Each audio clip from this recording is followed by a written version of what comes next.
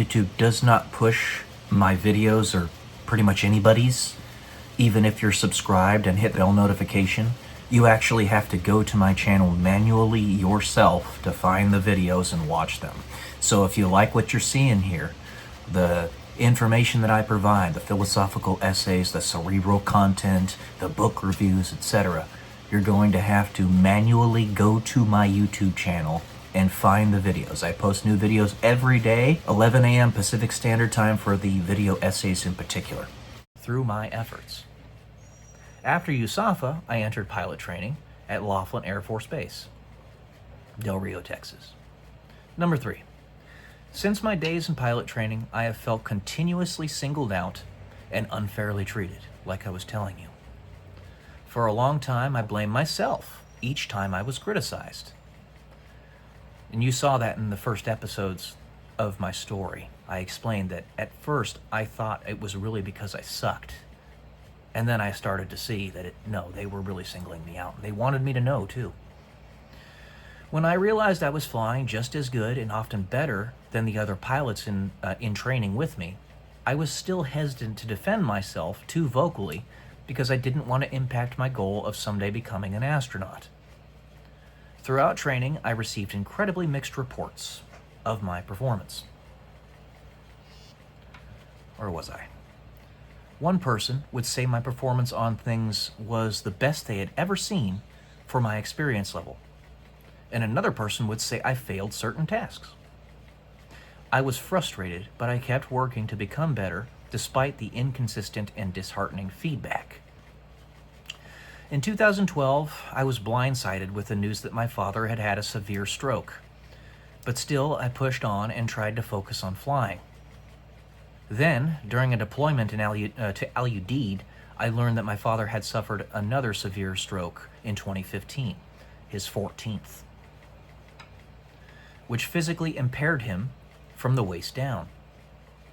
On top of my father's health issues, I learned my cousin had also suffered a stroke. An aunt and uncle of mine were both diagnosed with terminal C word, and another aunt was diagnosed with congestive heart failure. This all occurred in the same manner, or in the same summer, and weighed heavily on me.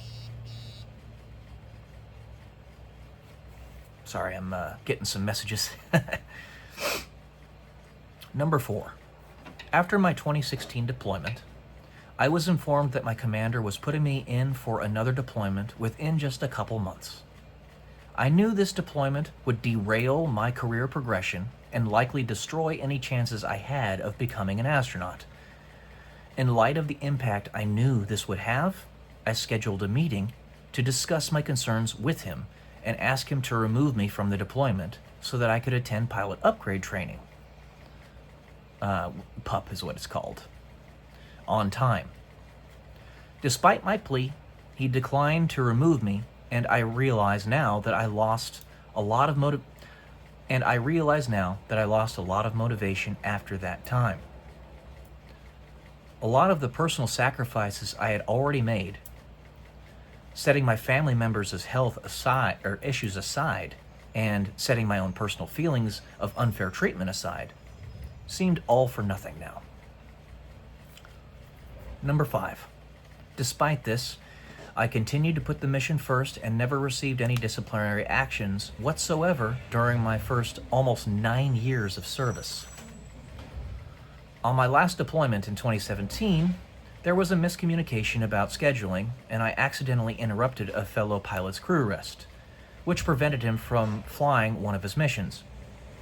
I received an LOA for that, letter of admonishment, which I felt was harsh, but I understood the impact my mistake had in the deployed environment. He could have flown. Captain Reeder could have flown. And I was indeed permanent party. But he wanted to get me in trouble instead.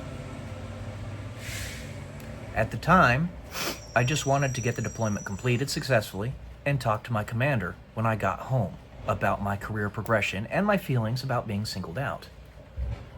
When I returned from my deployment, I set a meeting with my commander the DO, Director of Operations, and my first sergeant to express my concerns and frustrations with the way my career had been going. After that meeting, my commander requested that I volunteer to go to the for a mental health evaluation, which I did. Shouldn't have done that. Shortly after that appointment, I was removed from my flying billet and made to PCS to Wright-Patterson Air Force Base, permanent change of station. I was very disappointed that I would not be flying anymore, but I tried to keep a positive attitude and continued to contribute. Number 6. After nearly 10 years in the service and almost 5 years as a rated pilot, I was unjustly diagnosed with a mental health condition that I have tried very hard to get removed from my records with multiple quote-unquote second opinions, showing that I do not have the disorder that was reported. Because you see, paranoia isn't paranoia if the things that you think are happening are actually happening, and they were. This misdiagnosis resulted in my being removed from flying status and meant the end of my lifelong dream of someday being an astronaut. I sought out evaluation by several doctors, including Dr. Cahill, Colonel Dr. Friedman, Dr. Stevens, and Dr. Hapawana. They all evaluated me and said my tests and evaluations showed that I do not have the diagnosis or personality traits Dr. Stankus diagnosed me with. The irony of his name cannot go unstated. Dr. Stankus. That was the asshole's name.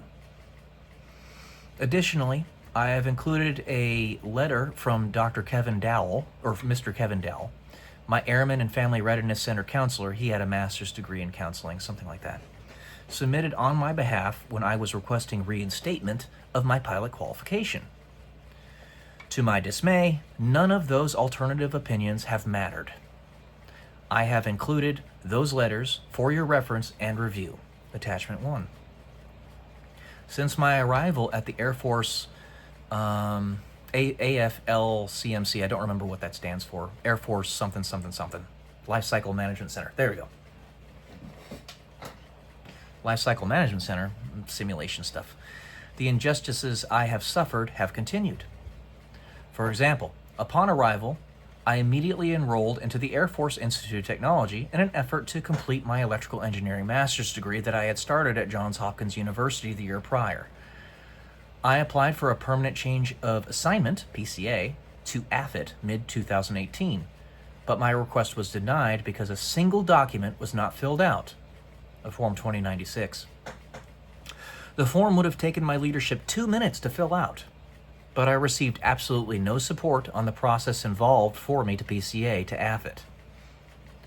Furthermore, as of 1 January 2020, I am the only military member in my workplace, Building 802 Simulation and Analysis Facility, which no longer exists anymore.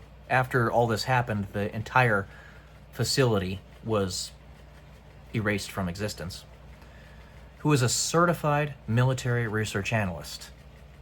This entails having gone to Operations Research and Statistical Analysis Military Applications course, or SAMAC, at the Army Logistics University in Petersburg, Virginia, which I completed on 27 July 2019.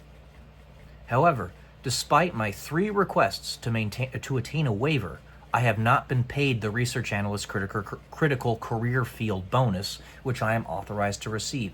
It was $15,000 a year for 4 years, and they refused to give it to me.